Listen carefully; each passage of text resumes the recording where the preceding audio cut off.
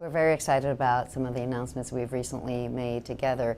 And to your point, where you can use computing capability to solve many of the networking and communications problems that we've had historically, then you get to ride Moore's law and that deterministic cadence of improvements and performance gains.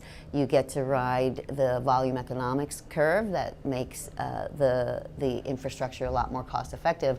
And of course, from an innovation curve perspective, you get to tap into a very broad ecosystem of application developers and users. So we get very excited about being able to take the strengths of ZTE and couple them with the strengths of Intel and our joint leadership to drive this transformation that's happening in the industry. And I thought that maybe we could just end on the cooperation that we've had for a long time. You mentioned 7 years. It's actually longer than that even, but it's been a long time. Do you want to talk a little bit about some of the ways that we work together from an architecture and technology perspective?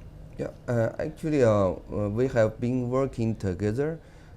First, we just use Intel chipset as a processor, and right now we are doing something to extend the scope of their process to use this very high process power to improve the capacity. For example, we use 2 times process power, but maybe we can achieve like 10%. But this is very good because if without this, we have no way to achieve this 10%. So this is the only way by the complex calculation. So this is the only way.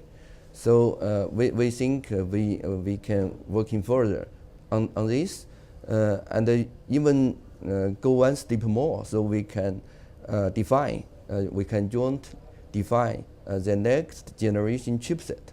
Yes. That is because as we understand what 5G is, and after the finalized of standard, so we can have more information on how to design the next generation processor. Yes, yes. In fact, that's a good point in terms of the way that we have been investing in building out our roadmap of products. Is to integrate more of that network and wireless IP into the CPU and server products and architectures. And again, if it's a compute problem, Intel is the market and world leader in computing. And I think partnering with ZTE, who's a huge leader in all types of radio and network technologies, we make a pretty powerful pair of companies working together to drive the transformation that's happening, not only in the network, but really all of the experiences that we're delivering to the world with 5G. Yes. So Dr. Xiang, I just wanted to thank you for joining me here today and for the many years of partnership, and I look forward to many, many more years of effective collaboration to drive transformation in the network, transformation in the industry, and to bring many more user experiences, amazing user experiences to the world.